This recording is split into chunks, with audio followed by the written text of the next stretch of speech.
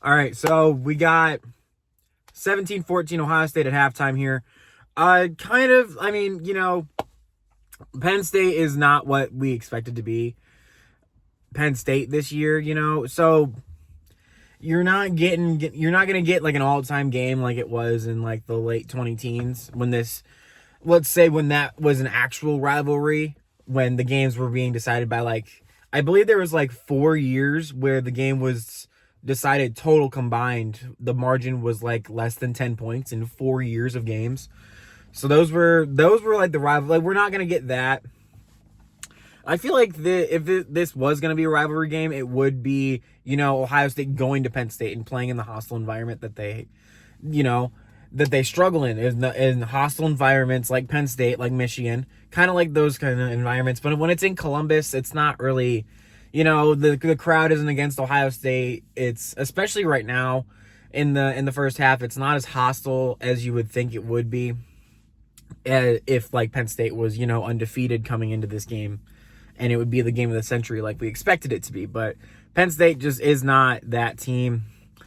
The one thing I will say is Ohio State's got to get better at running the ball, especially in goal line situations. We've got to be able to fix that, especially against teams like Michigan, who are going to play how they have played against us, where they're going to keep 4 guys in the line of scrimmage and basically dare Ohio State to run the ball. But when Ohio State can't run the ball consistently against 4 guys on the defensive lineman and no linebacker help on defense, that's an issue. And then Michigan can just play back, and so is Penn State. So, you got to be able to fix that. Now, Carnell Tate is playing himself into a top 5 pick. It is so awesome to see how Ohio State has the best player in college football in Jeremiah Smith, the Heisman favorite in Julian Sayin, and the number 1 wide receiver coming off the board in this upcoming NFL draft in Carnell Tate. It is insane to think about. And we still have Julian Sayin for another year and Jeremiah Smith for another year. It is insane how loaded Ohio State is, especially on offense. I will say the Donaldson fumble was a little irritating. Penn State did get into the end zone on that. I saw the stat line at the end of the first half. Like Ohio State is only allowed like 11 points or something like that, 9 points in the first half all season, and then they allow 14 to Penn State. Like this isn't as much as Penn State is not what we expected them to be. This offense is still, the only thing really changed was Drew Aller's not there anymore and James Franklin isn't there anymore. So you got to be able to put that away at a certain extent, because this is still a team that was, the majority of the people on this team were still in the preseason. This was still a national championship contender. So you got to kind of put that away. I know Franklin's gone and Aller's not there, but honestly, is anyone really noticing a difference? If anything, Nuckemeyer, I think is his name. Are we really if anything, he's doing better against Ohio State than Drew Aller ever did against Ohio State. So, and I love Drew. I love Drew Aller. Like, being from the Cleveland area and having a Cleveland quarterback, lifelong Browns fan, go out to Penn State and have the success that I thought he was going to have, that would have been cool. But it just didn't work out. And it sucks. But, it is what it is. Like, you got to be able to accept that. So, but yeah, Nuckemeyer, he's doing really well against this Ohio State team, as well as you really can be. This defense is still one of the best in the country. Another thing is the pass rush is just not getting home right now. Like, Kenyatta Jackson has got to be able to get home to Nuckemeyer. This guy, if he's going to get pressure, it's not like the Indiana game last year. If Ohio State gets pressure, you're going to dominate up front. You're going to dominate the entire game. It might not reflect that on the scoreboard, but if Ohio State can get pressure consistently, you're going to dominate this game, and it's not going to be close. So right now, I think the spread was like 14.5, I think. I don't think Ohio State is going to cover that at the moment. We'll see how much adjustments they make on offense and on defense to shut down Penn State. And Jeremiah Smith he was a big factor in the first drive, but he really hasn't been the prime target for Ohio State and Julian Sayin for the rest of this first half.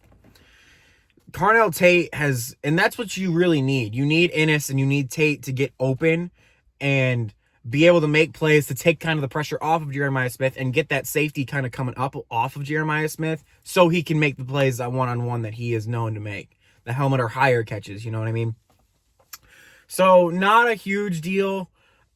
Carnell Tate is going to be the first wide receiver taken off the board. Julian Sand looks like the Heisman frontrunner right now. If they continue to win, he'll probably win the Heisman. Jeremiah Smith is still the best player in college football, regardless of if Sand wins the Heisman or not.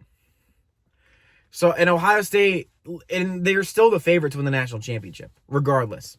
So, you got to be able to, A, stay healthy, and B, stick to your game plan on offense and defense. And I don't know, it's just the fact that Penn State has been so bad, it's just like it kind of took the wind out of the sails of this big game that we've kind of been used to having. You know, if Penn State did have a loss, it was against, you know, the big guys like, I guess, Oregon now or Michigan. You know, they never were able to punch above their weight class, but they were always at their weight class or below them. They were always able to knock those teams out and not really have a trouble with it. Maybe Iowa would get them every now and then, but you know what I mean? And even then, Iowa was always good when they were playing Penn State and beating Penn State. So, you know, it's just, it kind of took the wind out of the sails of this game. The crowd is not nearly as hostile as you would think for a big game like this. It's just, the blackout is cool. I wish Ohio State would have wore the blackout uniforms, but they didn't.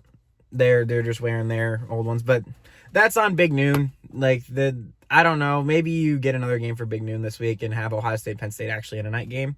That'd be kind of cool, but, you know, they're never going to allow that. It's Ohio State, Penn State. So Big Noon's like, yes, we'll take it.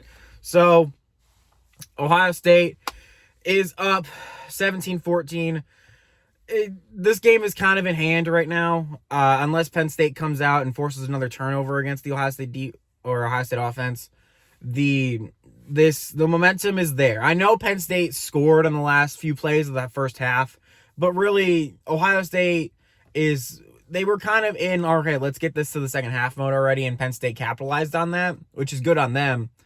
But, you know, you got to be able to shut Penn State down, and that we've been able to do that for the past few years, especially in the red zone, but right now we're just not able to do it. Allen and Singleton look good. This run defense looks not great. Definitely, we're not going to be able to get consistently the goal line stands that we were able to get last year, especially. So, you just got to be able to take the good with the bad with that.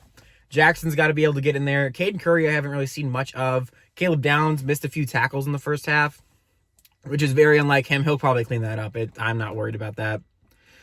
But yeah, 17-14. We got to remember, this is still 17-14. Ohio State is still winning this game. Penn State was walking off the field, and it looked like they had all the momentum in the world, and Ohio State was winning. So, you know, let them get excited. Ohio State will come out in the second half and dominate like they normally do. Penn State's going to have to wait another year to get another crack at us. Sorry. I guess, you know, like Notre Dame, going all the way back to the 40s when the last time they beat Ohio State. Penn State's still got to look at those 2016 highlights for the last time they've beaten Ohio State. So, you know, I'll see you at the postgame. OH.